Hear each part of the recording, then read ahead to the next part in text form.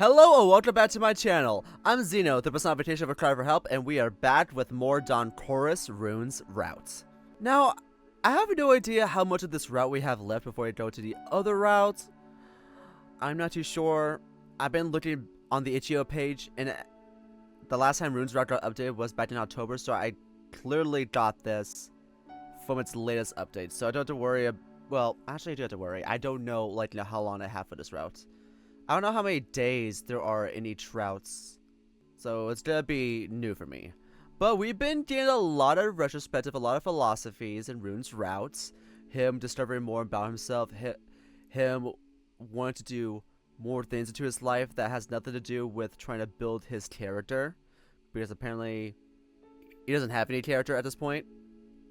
Everything he's worked for was basically for nothing. He basically wasted his early 20s. He's still in his early 20s, but he wants to find life again, which I appreciate. Also, Arvo still has feelings for Rune, and it looked like at one point he was going to confess his feelings, but he was afraid of being rejected, so he held off for it for now.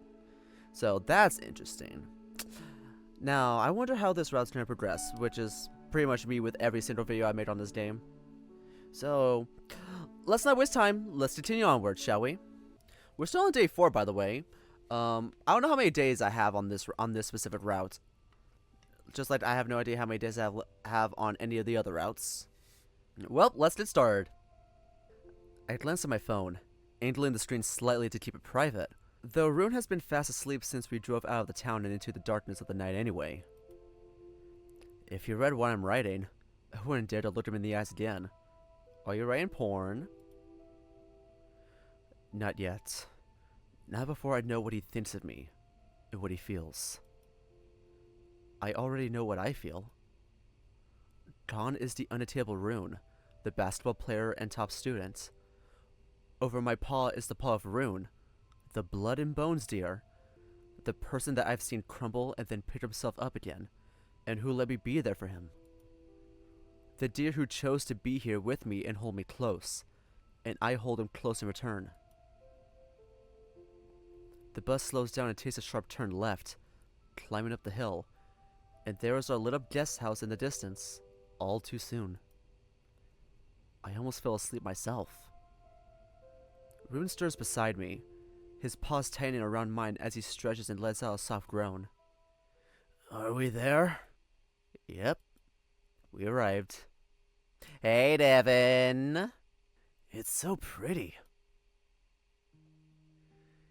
He plucks the strings again, one by one, his right paw forming an intricate chord on the matte fretboard.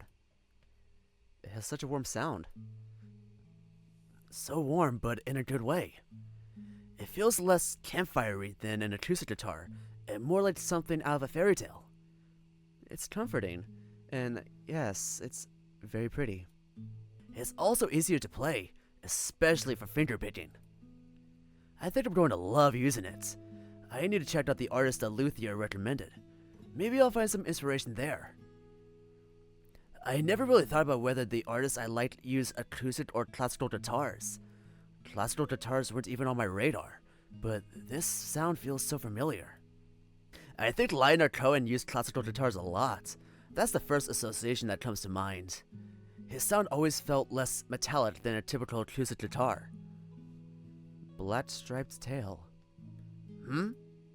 Nibble Foxes. That song has the same kind of sound. It's very bare bones, but so very pretty. Oh, you like Nibble Foxes? I do. They're one of my favorite bands. I'm such a fan of Powerlessness Blues. Me too, though my favorite is definitely Crack Up. It's less in that colorful fantasy territory, sure, but the compositions are also intricate and stellar and layered. I've never met anyone as excited about that record as I am. I just see why you prefer that earlier sound, though. It had more zest. The first 2 albums make me feel like I'm in a fantasy world on some grand quest. Exactly. I love that about them, too.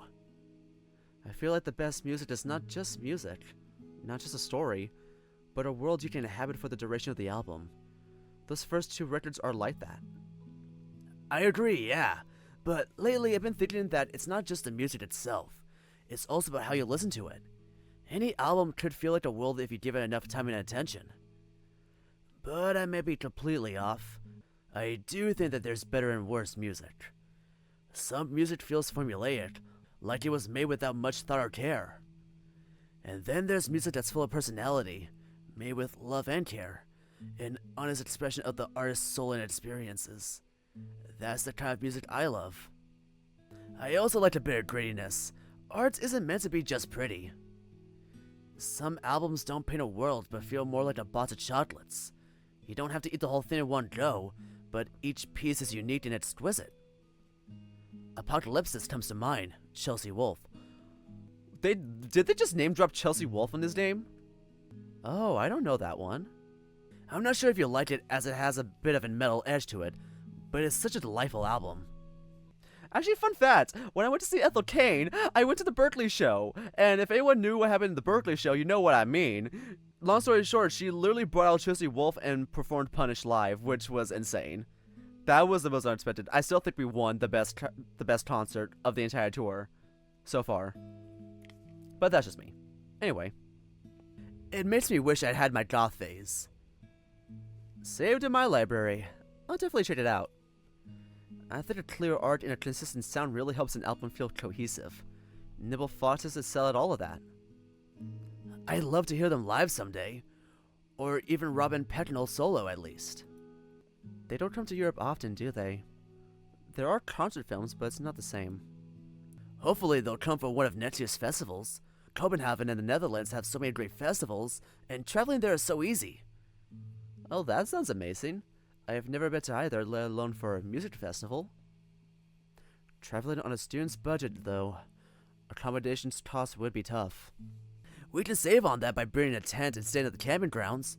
It's more fun that way anyway. If you let it go, that is. We? Oh, absolutely, count me in. Especially if Nibble Foxes would be playing. I've been thinking about taking a train to Copenhagen someday. There's only one transfer, and I've heard the view from the Øresund Bridge is impossibly pretty. But it's easily more expensive than flying. Yeah, I wonder why that is. Is it really possible that the cost per passenger is higher than flying? No idea. It's not terribly expensive, though. It's just that flying is suspiciously cheap. He plucks the strings with his thumb again, from the top string to the bottom and back, savoring the timbre of each note and the interplay between them. I sit on the edge of the bed, enchanted. I love listening to him play. Maybe something good could come out of this after all. Well, I'm not happy about my old guitar, definitely not. I hope the luthier can make it useful somehow. But this one, I feel inspired to do something special with it, and it's just so much easier to fingerpick. He plays another melody, weaving a tapestry with crisscross plucks. It's incredible how something so simple can sound so beautiful. But that's often the case. Sometimes the simplest music is the most moving. There's a reason composers and songwriters often draw from folk melodies. I'm glad. If this feels close to your own voice, then all the better. And you sound so nice on it. I do like this guitar more than your last one. Aw, thank you. That was just a simple pattern, but it's from a song I love so much. But I'm putting it away for now. I know it's not much fun to sit and watch someone noodle on any instrument. Oh, no, you can keep playing. I really enjoyed it. I can play something else later. I have to remember what songs I even know how to play. Or maybe I can learn something new quickly. Coming up with finger-picking arrangements is fun. Anything you'd like me to try? I've been listening to Cameron Summer nonstop lately. Do you know him? No, I don't think so. If you like Nibble Foxes, I'm sure you'll love him too. Well, okay, maybe not. He has a very distinct voice. I can see how that could put many people off. I like distinct voices. They give the music more personality. He has one solo album out, and I prefer it so much more than his band work. It has so many gorgeous songs. I think you might like one of them. You mentioned Leonard Cohen earlier. Cameron Summer reminds me of him a bit. I can play it now. I'm curious to hear how it sounds. You can, though we should probably head to supper soon. I think it already started? Yeah, and I'm already quite hungry. How about I put it on while we get ready? I'm mostly ready. I just need to put my shoes back on. But I nod as Rune turns on his Bluetooth speaker. I don't mind spending a few more minutes in his room. Not at all. Hey, Rune. I can't fucking read that! What does that say? Oh, they translated for me. I'm so dumb. You can't step into the same river twice. Everything flows. This is Rune's perspective, isn't it? Because of the water. Greeks really loved water, didn't they? Or maybe that was just Heraclitus. And it's all a metaphor anyway. Though what isn't? That's how we all are. Metaphors built on metaphors. All to harness this flutter and structure with meaning. Brains are parasitic machines that structure chaos into rules. But I love water itself. I love to move through it. I love floating on its surface, weightless. I love emptying my lungs of air and drop into the bottom like a stone. Into this radical tranquility. I don't love them just as metaphors. I love the physical sensations, the meditative calm, this something that water has that quiets my thoughts. I love how my muscles work in perfect harmony to keep me afloat, slicing through the water in the swimming pool. I don't even have to think about swimming. My body just takes over, performing the learned moves. My antlers are the only challenge. I have to keep my head up to maintain my speed, but that only means I have to work harder. But when my body is busy, my head feels so much clearer. As the pool distorts with waves, the surface of my mind begins to clear. It's incredible how much of life the Greek philosophers figured out still back in antiquity. And Heraclitus lived even before Socrates. He still believed the moon was a bowl of fire. I've read Apology of Socrates before, and it shook me to the core. Then I of course forgot about it. I've barely applied anything I've read there to my life. And there's a lot of my life I have to change. I need to stop and look around, and understand what I really want. I have to stop trying to please others with who I am. I have to stop trying even to please myself before I understand what it is I might want. It might be simpler than getting into a national team. And it might be simpler than being a top student and then a successful scientist. I didn't even kid myself that I could become both, but I still acted as if I could, keeping options open. I have to start understanding myself and decide what's important for me. And the answers hurt, because they confront me with my fears. Fear of being abandoned. Fear of being unloved. Fear of never being enough. But I know what I was doing, and was only taking me farther away from what I needed. Because what I need is people around me. I simply need friends. That little and that much. People I can spend days with and feel like I belong. I want to be appreciated, I know that. But I don't have to get to the top for that. I can be there for my friends when they need me and do things for them that will bring me much more appreciation than achievements ever could. Save for Nobel, maybe. And I need love. Not even to be given love, I need to feel love myself. He needs to feel love, so something tells me he's not ready to be in a relationship yet. Or maybe he will. He was getting flustered at one point. I love the cold too. I love the moment when I leave the pool, all wet, and the cold really bites through my fur, and I hurry to the locker room to grab my towel. My nerve-edged scream and I feel alive. But even more so now, when every sensation is a delight, when everything is crisp and fresh. Swimsuit off in a quick shower, washing chlorine out of my fur. Quick pat with a towel to absorb the water. All automatic, all ritualistic. There is such a deep calmness in these learnt movements if I do them intentionally. If I was looking for meaning, then the meaning is there, all around me, in every contraction of my muscles. But there's another dimension to all of this when I'm not alone. Our laughter fills the room, pearly and shining. Being here with Arvo adds more depth to everything. The swim, the conversations, the time spent together. It all adds to something much bigger than the sum of its parts. I never thought I'd feel feelings this warm towards anyone. So warm it's akin to burning, as if my skin was heating up with the sun, as if I was running a fever. Is this still friendship? Oh, he is developing feelings! We've held pause. That has to mean something. And could I kiss his pretty face? Is what I'm feeling just momentary? Does he know? I didn't think I'd fall for a guy, but now that it happened, it feels so right. So freeing. Like it had to happen. Like this is me, finally. Does it matter? Barely. What does it change what gender he is? Nothing for me, surely. Barely anything for society either. With epiphany and embracing it comes euphoria, mixed with just a bit of agitation. My thoughts run at 1,000 kilometers per hour now. What do you plan on afterwards? After the camp? After graduating. Though I guess that's a silly question if you just started. I guess your mind is elsewhere, but I'm just curious how you saw your future when you applied. I had a vision, though a very romantic one. I wanted to stay at the university and conduct research, maybe on consciousness, and contribute to the technical advancements of our civilization. With furthering our understanding of consciousness, I think we get closer to brain enhancements and a proper symbiosis of flesh and machine. But that's like a very naive vision, and I know that. I bet I'll end up a UX designer for some tech company pushing the other, less fun aspects of cyberpunk onto us. You shouldn't work for something you don't believe in, that's my firm conviction. Unless the economical conditions force you to do that and your survival depends on it, that is. But I don't think it's unrealistic. You might not get the results you want, but that's some direction forward. And you know how science works. We all build on others' work, all trying to contribute to a better world.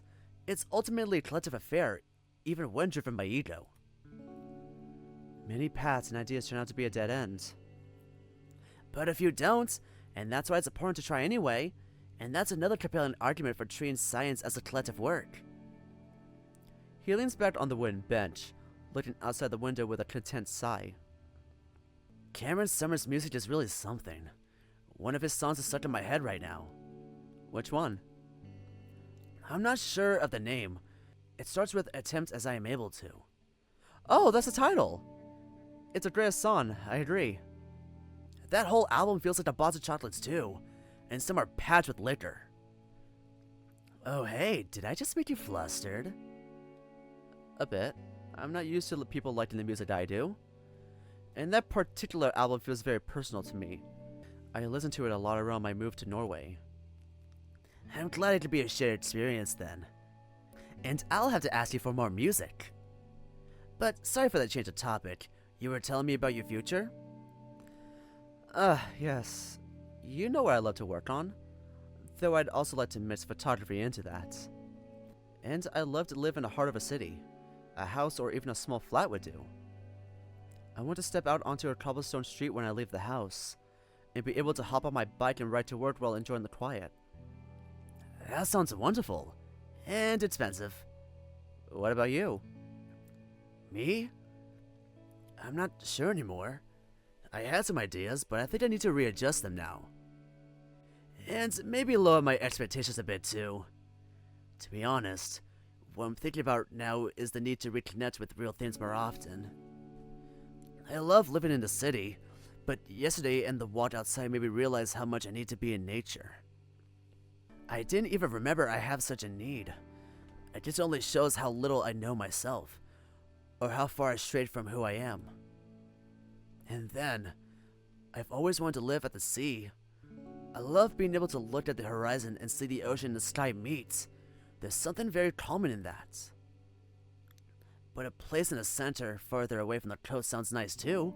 Certainly has its perks. I'll have to show you my current place with its view of the bay. It's a studio apartment, sadly. But it still has a double bed. Aww. Ah! I flinch, but after the first second of suffering, the cold water starts feeling so good. It cools my flustered face and washes away the heat from my skin. I'm so awful at being flirted with. I never know what to do besides flirting back. But still Rune we're talking about. Just seeing him and his charming smile makes me feel timid. And that's not even mentioning his strong arms and chest now on full display. I sweat so much that I feel parched now. I tilt my head and let the cold water fill my open maw before swallowing. My muscles feel tired after trying to keep up with Rune in the swimming pool, but the sauna helped a bit. Still, I'm going to sleep so well today. Somewhat rehydrated, I turn to rubbing shampoo into my fur when I feel Rune's eyes on me. So it's you checking me out this time, I try to make my voice sound as casual as possible, with no sass if I'm lucky, but that's not easy. There's nothing casual about this situation. Still, I can't let this opportunity slip by. It is my turn to flirt while the moment lasts. Guilty as charged. Sorry. Well, I don't mind either. Though it does make me feel self-conscious. It's not like I'm something spectacular to behold. The tension is rising really hard with this, isn't it? Pun intended. You're very pretty. I mean it. Or hot, if you prefer. Oh, that's too much. He's still in the initiative again, and I hoped I could be the one to make him blush this time. Thanks. So don't act all shy. You should show off more often. But I'm stopping now, sorry. The showers are a neutral zone. Better finish and let's head back. It's getting late. And then we pick up from where we left off. Can be in your room this time if you prefer. Woo! Damn! And he walks away, leaving me standing under a stream of cold water, my cheeks burning regardless. How are you feeling? Odd. Funny. Alive. Do you know Avian Collective? Only a bit. There's a song on Ontario where they post Pavilion. Oh, that's the one album I know. Oh, we're in our room this time. I turn towards him. He's gazing up at the wooden ceiling, tracing the lines off the wood, or maybe doing nothing in particular. His snout, pointing upwards, short-furred and handsome, seems to light up the room. He is the center of gravity here, and it's towards him that I'm pulled. It was a good idea to meet in my room this time. I feel more confident here, in my territory. It might be their best one. I can never decide, but if you make me point to the best album at different times, I think I would point at this one the most. Do you know the first track from it? In the Blossoms? No, not that one. Or maybe you have to play it. I can later. I don't want to get up now. His paw is holding mine, his thumb playing with my paw pads. My tiny guest house room feels like a cottage in the wilderness. Him a bad wolf I tamed, and this all like a fairy tale. That sound is how I feel. An explosion rushing forward.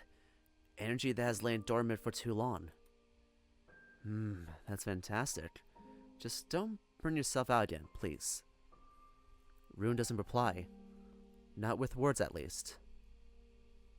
He pulls me in, but this time literally. He grabs my shoulder and turns me towards him, and my snout lands in his chest, hidden behind thin fabric. Do you think there is something spiritual in music? What do you mean? How do I say this without sounding like I'm nuts? But why do we even listen to music?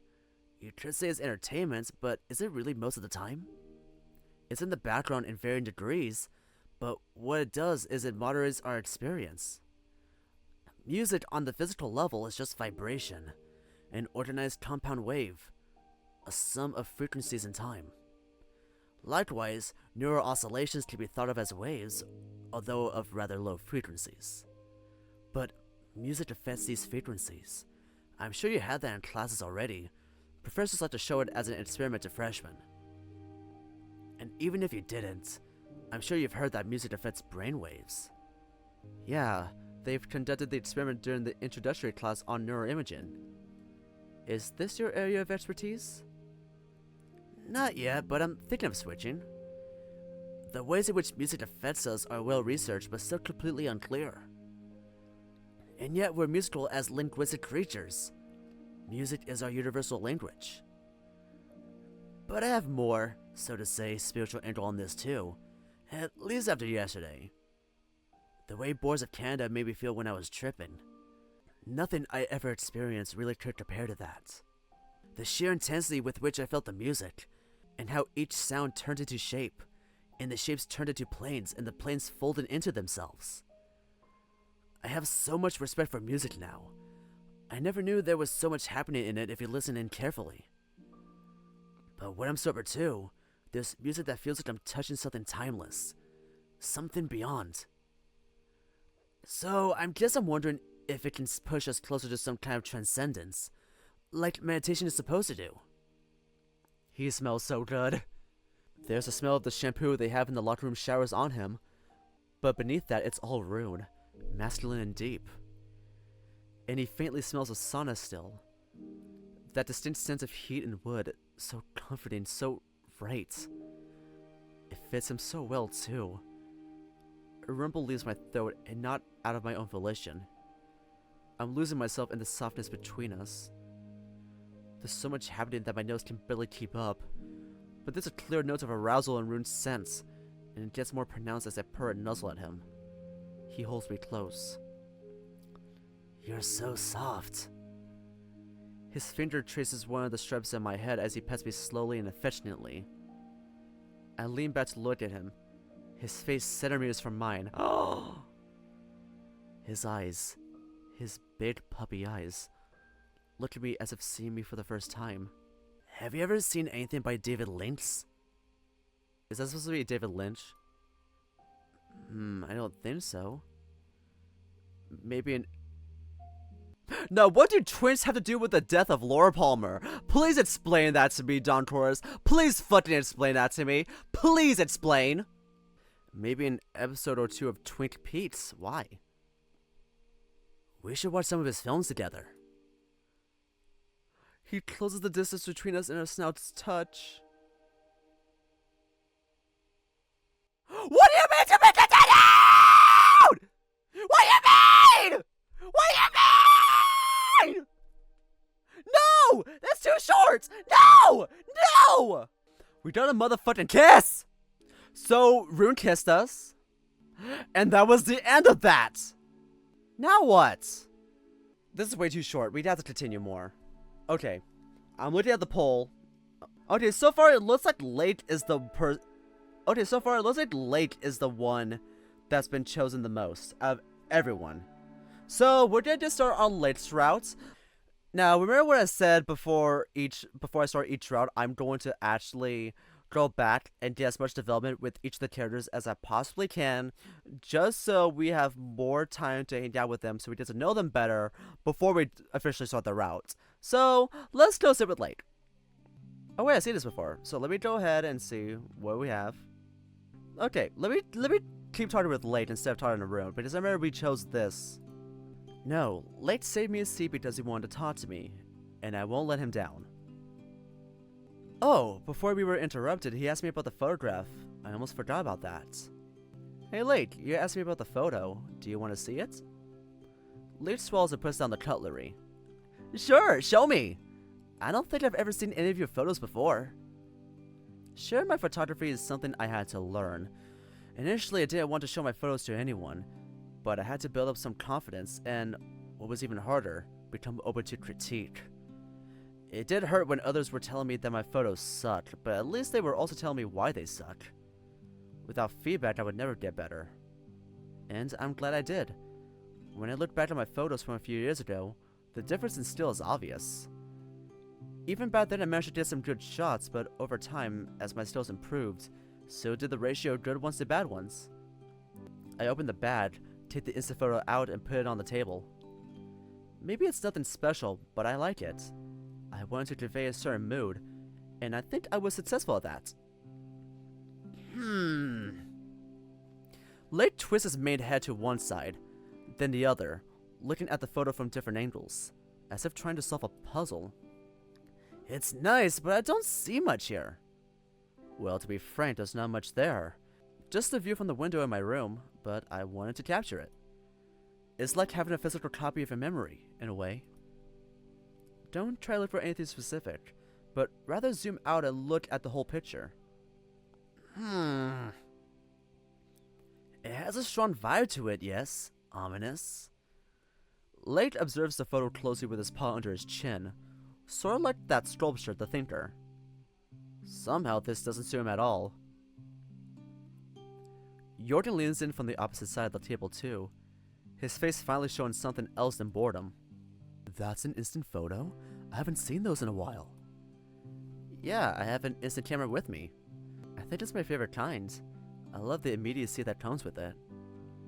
Do you have any other photos with you? I'd like to see more. No, but I have more in my room. You can drop by later if you want. Meanwhile, Coach finished eating and stood up, grunted to get everyone's attention. Attention everyone, I have a few important things to say. The cafeteria goes, okay, so we have read this part. I'm going to hit the pool soon, but after that lunch I need some rest first. Okay, sure, I'll join you there in a while. Just what is it between these two? I'm curious, but it's not like I can just ask. Maybe if I sit closer to them, I'll find out. Leaving the speculations for later, I get up, my plate already empty. Okay, see you in a while. And Late, remember to drop by my room when you have some time. I don't actually have many photos with me, just a few photos of the photos on my phone. I'll have to think of something. Maybe I'll talk him into letting me take a photo of him? We've known each other for some time already. Maybe it's time to close the gap between us more. It wasn't easy during the first few hectic months of studying, but maybe here, on the camp. Sure, take care! On my way out, I grab a sunshine bun from the plate and take a bite, holding it through the paper. It's so good. I let out a pleasured sigh, walking out of the cafeteria and towards my room. Just so you guys know, I'm going to be skipping through dialogue that we've already read, just so I can get to the dialogue we haven't read. But I will be reading some that I know I've read, just to give some context of the unread lines. I have nowhere to hurry, and at the same time, there is so much I want to do. I already can't wait to walk around the forest here, take some photos, and hop into the sauna afterwards. Maybe I could talk Late into going with me. I like that lion, and he seems to like me as well. Can I call him my close friend yet? I've known him for only a month now, and we haven't talked much, and whenever we met, it was mostly him doing the talking. He turned out to be surprisingly cheerful and talkative after he warmed up to me. We have a lot in common, but not our personalities. While I was busy studying, he was usually slacking off or looking for something fun to do. I was bumping into him regularly, but I rarely had time to go anywhere with him. Maybe now I will finally have some time to get to know him better. That's what this camp is also for, after all. Integration and fun. We're getting this scene with Miko and the homophobic piece of shit. Oh yeah, we're at the part of John Chorus where we do anything but find our fucking key. That was funny. What if someone already found the key? That's entirely possible. If I found the key on the floor and I didn't know who the owner was, I would return it to a teacher. Coach Devin said to contact him if we need anything. Maybe I should go straight to him and ask for advice. Let's go look for the key this time. No, I don't want to bring anyone else into it before I check the corridors and cafeteria myself. I'll leave that for the last resort. Oh, Arvo! Hello again! I almost jumped back, startled. Why is everyone so set on staring at me today? Late! Sorry, I didn't hear your steps. What are you up to? I hope that you won't notice the nervousness in my voice. Nothing. Just coming back to my room. Jordan said he's going outside, so I'm alone. Oh, if you want to, I could go visit you now. You want to show me some stuff, yes? Oh, well, about that. I can feel the tips of my ears turning red from embarrassment. There's no use in lying, though. In the long run, dishonesty never pays. Actually, I've lost the key to my room, so I'm looking for it right now. So I'm afraid you can't visit my room right now, because neither can I. Oh! Late gasps, surprise. I think that it's the first time I see him lost for words. His open muzzle quickly closes and turns into a reassuring smile. I'm sure you'll find it in no time. This is not a big guest house after all. Were you anywhere else after the dinner? No, I went straight to my room, and I didn't notice I lost a key until I got there. So it must be somewhere between your room and the cafeteria then. Oh, maybe someone already found it and returned to the reception. You should check there too. I definitely can sense that he's trying to cheer me up with his enthusiasm. I must be looking pretty down right now. Well, no wonder. I am feeling pretty down. A bit less now, thanks to this cute dork. I smell at Lake, extending my paw and pin his wide maned head. He closes his eyes and purrs quietly, his mouth curving into a content smile. Very cute dork. I withdraw my paw, but Lake keeps his eyes closed for a moment longer, letting out a happy sigh. Thank you, Lake. No problem at all. Come tell me when you find the key. I nod, agreeing, and we part ways. Lake continuing to his room, me heading to the cafeteria. Some more students pass me on my way to the cafeteria, but when I arrive there, it's completely empty. Tables are still covered with checkered tablecloths, gleaming in the sunlight filtered through the windows. Looks like the sun came out from behind the clouds for a moment. Even though it's only a while afternoon, it already is low on the horizon. We're above the Arctic Circle, after all. The eeriness of the empty cafeteria and Arctic sun made it all seem like a scene from a film. It reminds me of staying late on my stool, together with Miko. Walking through empty hallways, usually full of noise and bodies, entering empty classes that some careless teacher forgot to lock. The sound of the door closing behind me snaps me out of my daze. I walked up to the table I was eating lunch at, but I already knew anyway. The key is not here. I turn my head towards the window. The sun is just hiding behind the clouds again, and the snowfall still continues. Suddenly I feel very alone. I come closer to the window and observe the fallen snowflakes. Each of them is different and unique, but when the temperature rises, they all melt together into one puddle. I wish I had someone with me right now. Back when I was in high school, I got super hard into the idea of making a tulpa, a sort of an imaginary companion that you give a physical form. Okay, Leo. That companion is supposed to be sentient and autonomous, and the act of creation is simply done by imagining them. Of course, I was skeptical about it, and doubted that anyone has ever actually achieved that, but I wanted to try anyway. I've heard that there are some dangers associated with this. For example, it was not easy to get rid of a tulpa, and being a host of one could potentially be exhausting. Having a tulpa meant that you can never be truly alone. Nothing came out of it, obviously, but thanks to all the practice that came with it, I am quite good with visualizing. Turning left, I imagine another person standing beside me. It's Chunter. It's late. Would it be funny if you picked Rune, even though we're gonna be on Late's route? Anyway. Lake. He's leaning on the windowsill and looking at me, his snout tilted slightly. We have known each other for a month now, but I still know so little about him. I should try finding more time to talk to him instead of studying in my room all day. But that's also what this campus is about, isn't it? Now is the time to get to know this cute dork better. I do feel a bit less alone now, but I still don't have my key. Maybe you look in your camera bag, dipshit, since it was there the whole time! This didn't bring me even one step closer to resolving my problems. The only thing I can do now is go to the reception and explain the situation. I turn around and leave the cafeteria, heading to the lobby. Arvo, hey! Suddenly, someone calls out my name. Turning right, I see Lake walking in my direction. Hey there, how'd it go? Did you find your key? No, I didn't. I'm just going to the reception to ask if someone maybe found the key and returned it there. Well. Oh. Lake is visibly disappointed, drooping his shoulders. Let's hope the key is there. I'll go with you, okay?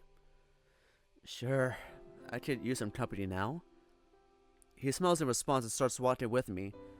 Together we continue down the corridor, Lake staying 2 steps ahead of me. That's not the best way to start a camp. On the flip side, it can only get better from here.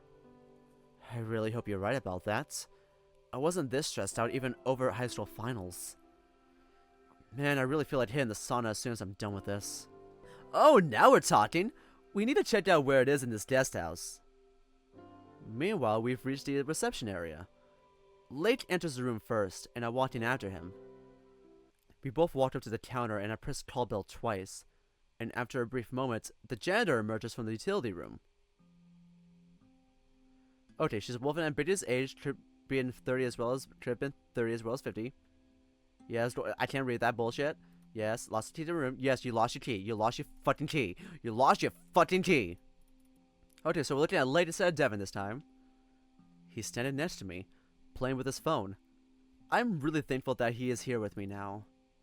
We have only known each other for a month, but we already are quite close. Didn't you just say that? Now that I think of it, my life here would be much more boring if I never met him. It's hard for me to imagine my life in the dormitory without his company. I really have time for him, though. Maybe I was a bad friend all that time. I will make it up to you, Lake. You only know him for a month. Oh yeah, we're about to do some sweets. Maybe you want some? I shake my head, looked down my paws. I want one though. He takes one and unwraps it, shoving it into his maw. Okay, yes, get the bathroom kit. Get your bathroom kit and get the fuck out of there. There you go. Are you okay? Lake looks at me with a concerned face. Not really. That's a lot of bad news for one day. Yeah, I understand. I'd gladly let you sleep in my room if I had a free bed, but I'm already with Jordan. Sorry. Nothing to apologize for. I'm happy that you even thought about that. I really appreciate it. I hugged him closely, feeling a lot of fuzzy feelings for this fuzzy lion now. I surprised him with a sudden gesture, but he does not protest, hugging me back instead. He is just the right size for me to snuggle into myself comfortably. This is nice. I could stay like that for a little longer, but it does get a bit awkward after a short while. What are you going to do now then? I don't have an answer to this question. I don't have any idea what to do now. Apart from finding another room to stay, of course. I need to think. I'll go outside for a moment. Maybe take a short walk? Sure. Well, you know where to look for me. See you later then. I smile and nod. See you, Lake. He waves to me and walks out of the room.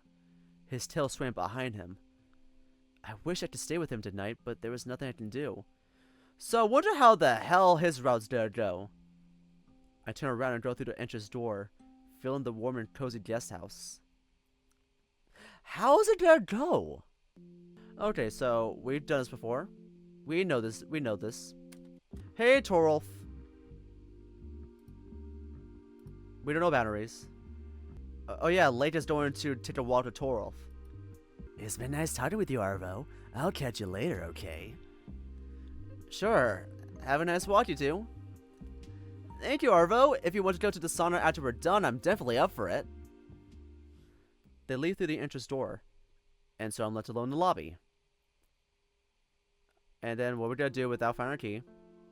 Let's just go hang out with Bjorn again, because he's my favorite. You know, basically, I skip his dialogue. He's so cute. No, I want to know more. I want more Bjorn. He is so adorable. He's so fucking hot. The fact that you guys won't fucking choose his route. Why don't you just choose? You guys are traitors. You guys are fucking traitors. Fuck y'all. Anyway, let's go to the sauna with Lake. Arvo! Before I even finished knocking, the door snaps open, taking me by surprise. On the other side of the door is my lion friend who grabs me by the sleeve and pulls me into his room. Come on in! And sorry for the mess. I just came back here myself a moment ago, so I had no time to tidy up. I have no choice but to enter the room, pulled in by Lake. Suddenly, he realizes what he's doing and lets go of my cuff, blushing. Oh, I think I got a little carried away. Sorry. I pat his head twice, shaking my head. It would take much more to anger me, Lake. He says nothing, apparently still embarrassed. Somehow he's even cuter when he's flustered like this. I look around the room, expecting to see clothes and trash on the beds and floor after Lake's words. But there's not even a single t-shirt lying around. There are a few books lying on the desk, a suitcase on the floor, and a pack of nuts on one of the beds. If he calls this a mess, then I wonder what he thought of my room back in the dorms. The room itself is bigger than mine, and there are 2 beds, both smaller than the one in my room, and a bigger window. Where's Jorgen? You're all alone here? He went outside with a book. He said that it's nicer there than inside, and he's not going to spend the whole day indoors. I agree with him, but I've just been on a walk. Now all I want is to warm myself up. Oh, Arvo! How about we go to the sauna now? What do you say? How could I say no to those puppy eyes? Or, in this case, lion eyes. Not like I was planning on declining anyway. I'm looking forward to it just as much as he is.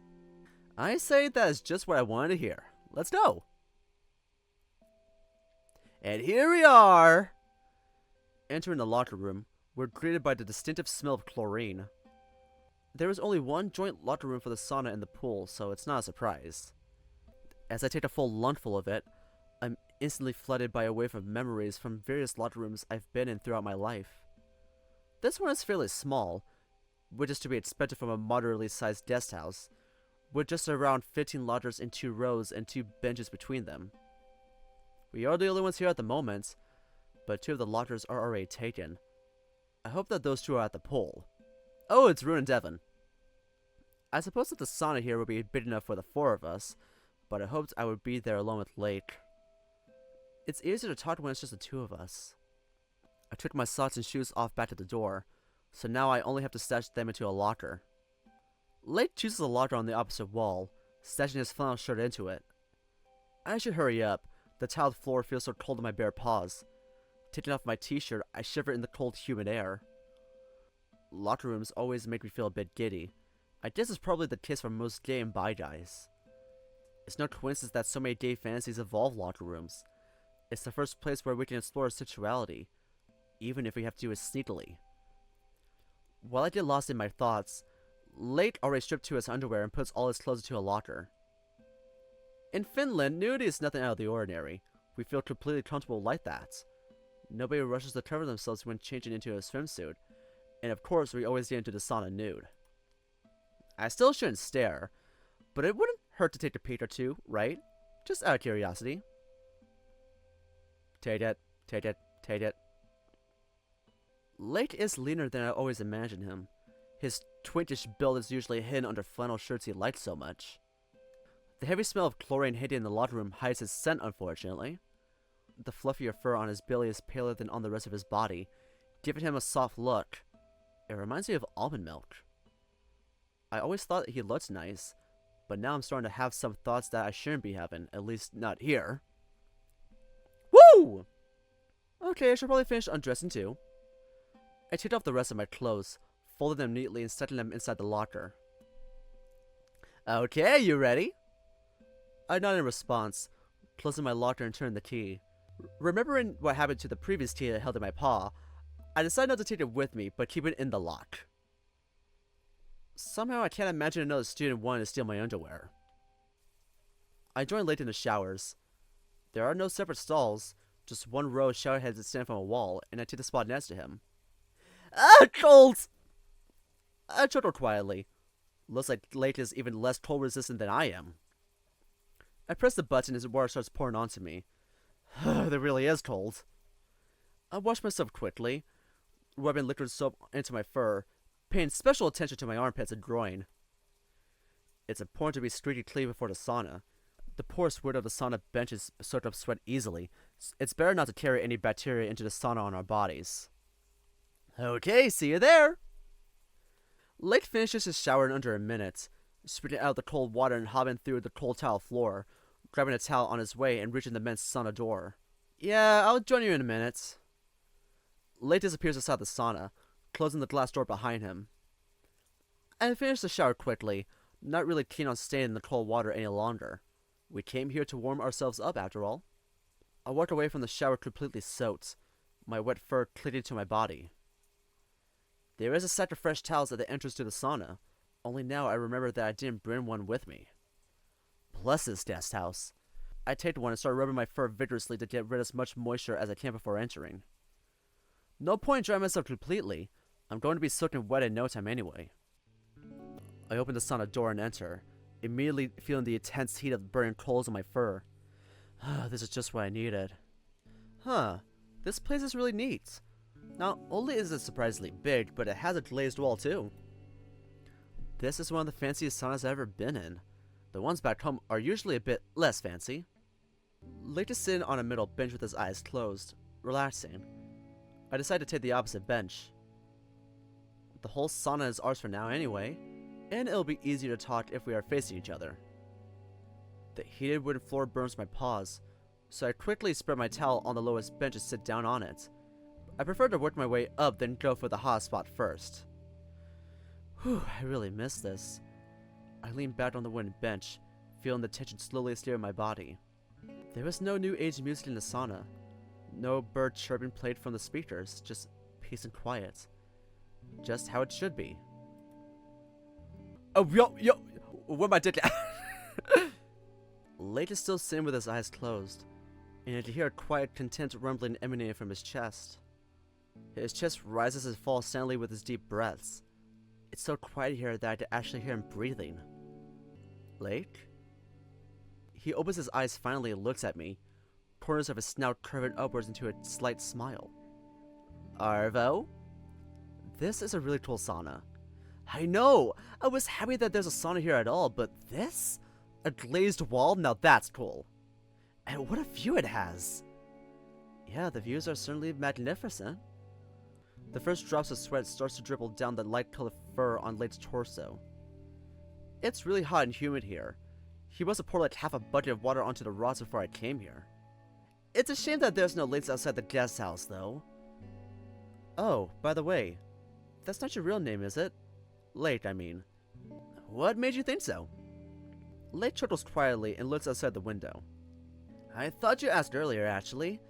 I had the rare chance to choose a name for myself, and I decided to go with an English one. I wanted something easy to pronounce too.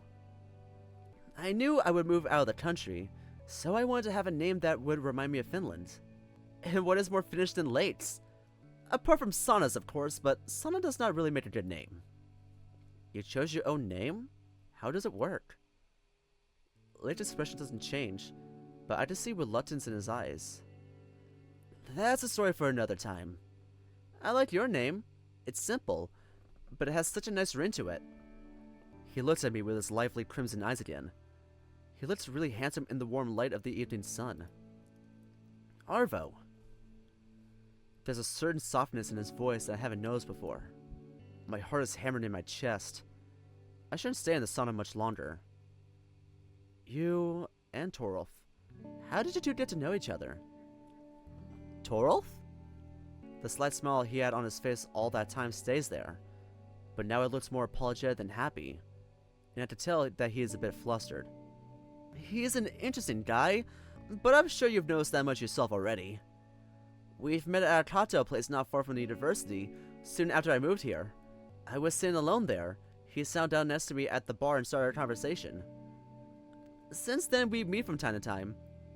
I don't know many other students here, and it's nice to have someone you can visit sometimes. Thud, thud, thud. I can hear my heartbeat. This isn't good. We weren't here very long, but I think that's time to leave. I'd better go now. You want to see him some more? Nah, I'm going to. I've had enough heat for a while now. We both stand up and grab our towels, leaving the sauna. We step into the showers, both panting heavily, completely drenched, with sweat dripping from our fur. How come they have such a fancy sauna here, but only those lame cold showers? What I would give for a real lake to hop into right now. Oh yeah, that would be nice. Cooling down is no less important to the sauna experience than sitting in the sauna itself. Yeah, I hop into a lake in a heartbeat. Wait, wasn't there a door outside back in the corridor? Lake looks at me with a mischievous smile. Are you thinking what I'm thinking? I think so. What if someone sees us, though? Come on, who would see us there? And even if they did, what would they do? Throw us out into the snow?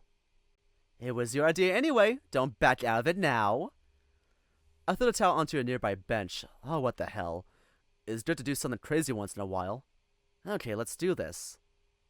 Opening the door, we step out into the cold Arctic air. A gust of wind ruffles our bare fur. making us both shiver. Okay, on 3. 1, 2, 3! We both jump into the fresh snow that's covering the ground with a thick layer. A jolt of adrenaline hits me immediately. Forcing my body to cooperate with me, I start rolling around, rubbing the snow into my fur. So cold. I gasp loudly, feeling a burn sensation on my skin. Next to me, Lake emits a high-pitched squeal, comically spinning up from the snow, all shivering. I stand up too, feeling a bit lightheaded and absolutely freezing. The snow melts down on my fur, and the steam billows off our silhouettes into the evening air. Lake comes closer to me, panting, his breath turning into white clouds. He locks his eyes with mine, and we both laugh with pure joy. Enough? Yeah, definitely enough. Together, we return to the warm inside, invigorated by the experience. And I believe that's where we're gonna end for today. So that's a nice decent length for a video. Also, I didn't realize we were gonna be done with Rune's route so fucking quickly. At least we got a bunch of late development to get to before we get to his route. See, that's also the beauty why I want to get the developments going before I choose the routes, because it makes it longer. It makes it feel longer. Plus, I need to download the update really quickly just so I can be sure I have the latest builds, so that way nothing happens if I finish a route too early. I have to re-download, you know, all that stuff. So, y'all who are fans of Lake, you guys are gonna get what you wanted, and I can't wait to play more of this. But in the meantime, thank you all so much for clicking on this video. If you enjoyed it, give it a like, and subscribe if you're really interested. I'll leave a link to the visual novel in the description below if you want to go play for yourself, and I'll also be leaving a link to the official visual novels page on Blue Sky if you want to go check them out over there. I'll also be leaving links to my Twitter and Blue Sky if you want to support me on those platforms. And as always, I'll be leaving a link to the visual novel me and my good friend Xeno Red Panda made for the February Game Jam called When You Are Mine. Please go show your support to it, and if you do enjoy it, maybe consider rating and commenting on it on itchio. We love reading those, they make our day. And as always, thank you all so much for watching, and I'll see you in the next video. Bye bye!